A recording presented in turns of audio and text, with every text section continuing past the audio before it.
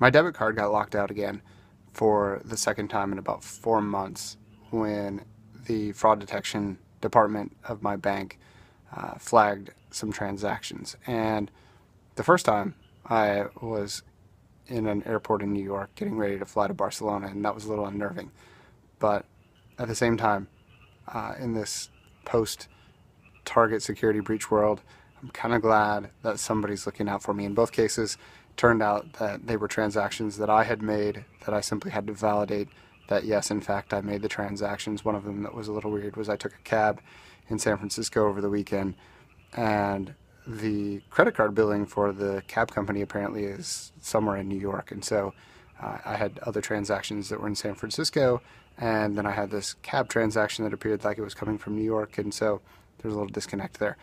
But it really was me in the cab, apparently. This used to annoy me.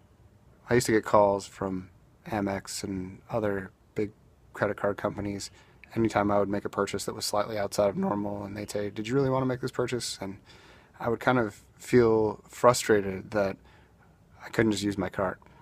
Now, I'm recognizing that this is really a benefit. Amex was very proactive about that sort of thing. It's taken other companies a while to come around, and really we need better security measures for our cards, particularly the ones that are hooked up to our bank accounts. There's different kinds of protections on a credit card than the protections that you get on a bank account. And so if you make a debit transaction, the protections that you have are very different than the protections that you have if you make a credit card purchase.